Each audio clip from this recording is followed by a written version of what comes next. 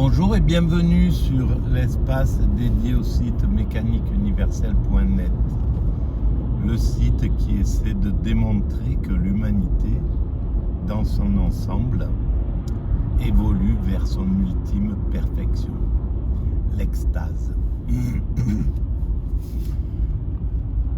l'éveil, la sérénité, le samadhi, la béatitude, peu importe comment on appelle cet état, la taraxie, je ne sais pas, peu importe comment on appelle cet état supérieur de conscience. C'est le plus haut degré que l'esprit peut atteindre. Alors il faudra encore quelques siècles d'évolution pour atteindre cet état, ce plus haut degré de l'évolution en réalité, de notre évolution. Mais nous sommes en chemin vers cette finalité. Alors, j'ai écouté de façon un peu distraite une émission de France Culture avec philosophie, présentée animée par Géraldine Mühlmann, consacrée à Diderot. Et donc, c'était très intéressant et je veux juste reprendre, c'est pas quelque chose c'est pas une écoute pointue et une analyse universitaire que je vais faire, hein. C'est juste, je prends appui sur soit des ouvrages, soit des émissions de philosophie pour développer ma théorie, hein, selon laquelle donc la reprécise, l'humanité est destinée à atteindre son ultime perfection.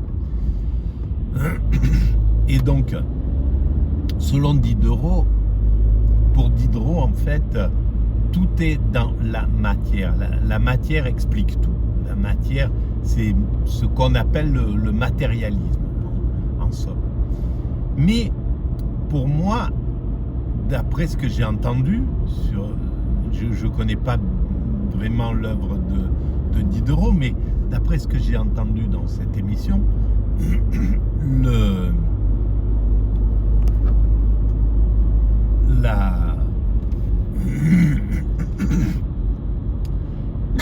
pardon,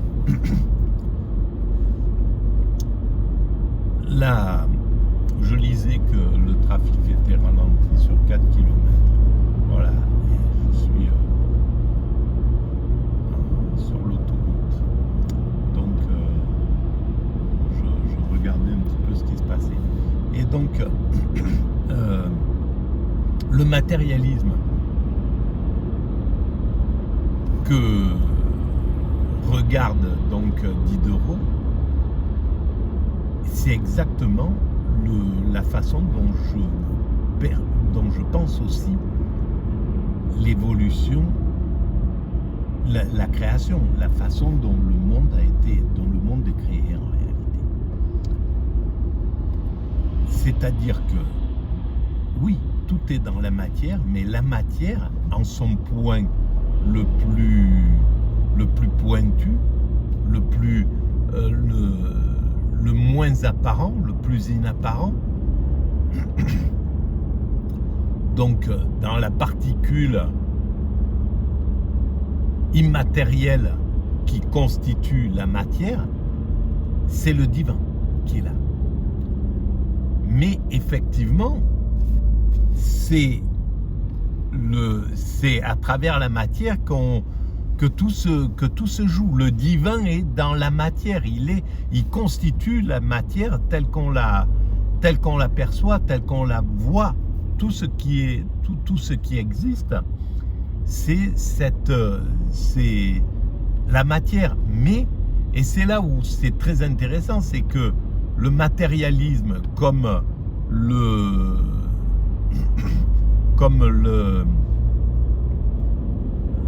son opposé, c'est-à-dire le spirituel, qui veut dire qu'il n'y a rien, il n'y a que du spirituel. En fait, c'est de l'illusion en réalité, que la seule chose qui existe, c'est l'immatériel, c'est pas la matière.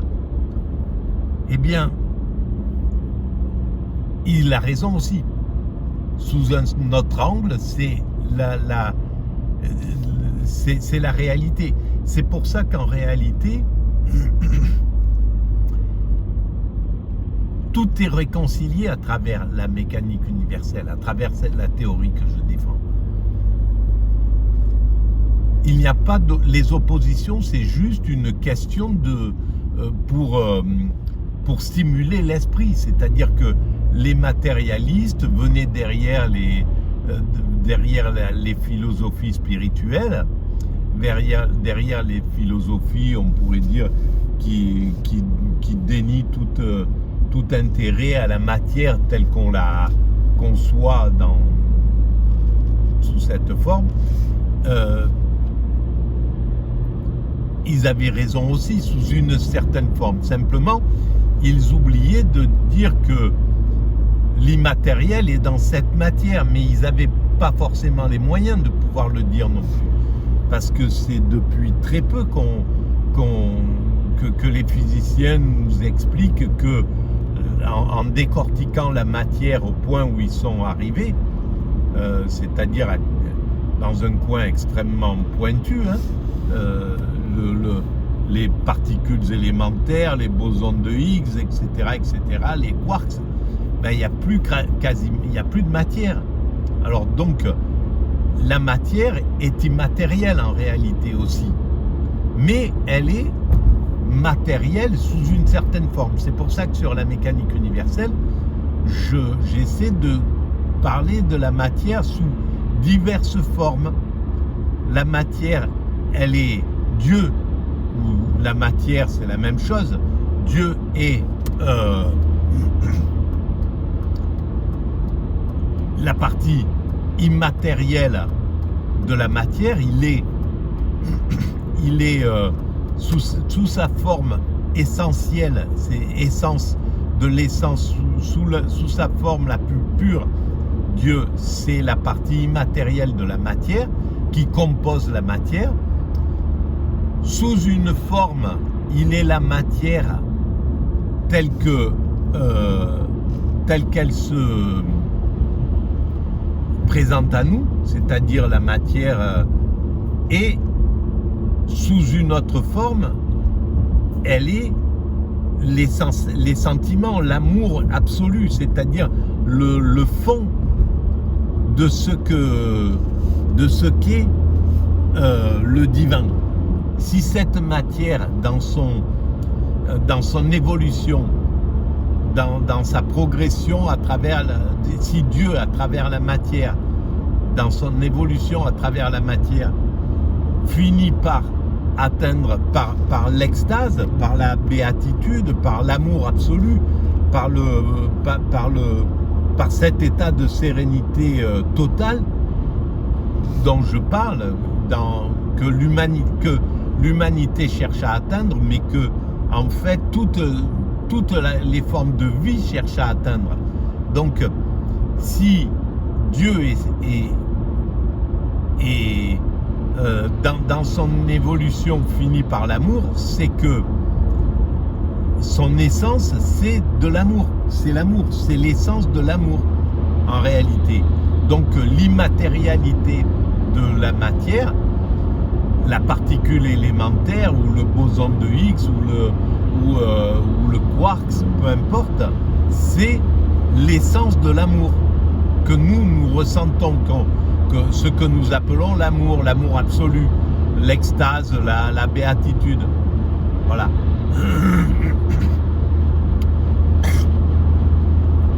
Et donc, Diderot avait raison, et en plus, on n'en parle pas beaucoup de Diderot dans dans la philosophie, mais c'est une pointure. Quand j'ai écouté cette émission-là, on voit bien que sa réflexion, elle est puissante, elle est sophistiquée. Et il a imaginé des choses bien avant que la science les démontre. C'était quelqu'un d'extrêmement pointu et spirituel, bien entendu, à mon avis. C'est pour ça que je dis que je ne pense pas qu'un philosophe un philosophe vraiment pointu puisse ne pas être spirituel. C'est impossible pour moi. Il n'y a pas de philosophe athée, qui dirait bon, il n'y a pas de Dieu, il n'y a rien à l'origine de cette création. La création est un acte spontané, il ne faut pas chercher, voilà, peut-être comme le pensait Camus, ou comme le pensait, mais même Nietzsche ne le pensait pas comme ça, à mon avis. Mais bon, voilà, ou comme peuvent le penser certains philosophes contemporains, qui se disent philosophes, en tout cas contemporains, qui passent à la télé et qui disent voilà, il n'y a pas Dieu, il n'y a pas de sans explication en réalité. Voilà pour cette petite vidéo un peu laborieuse. Alors, eh ben, si vous pensez que ces vidéos ont un peu d'intérêt universel, eh bien vous pouvez mettre des pouces, vous pouvez vous abonner, vous pouvez envoyer le lien à vos amis, vous pouvez est-ce que j'ai bien pris la bonne truc là? Rien n'est moins sûr, on verra.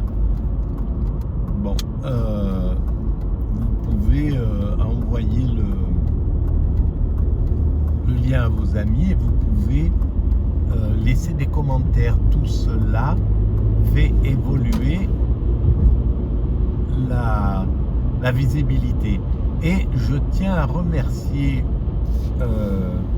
les gens qui laissent des commentaires. Et un commentaire a été très intéressant et m'a éveillé à quelque chose que j'avais jamais vraiment pensé, en me disant pourquoi la mécanique universelle n'est pas sur Wikipédia. Eh ben, c'est vrai, il faudra peut-être y remédier. Je ne sais pas si elle le mérite. Voilà, mais bon, il y a bien des choses sur Wikipédia qui peut-être ne...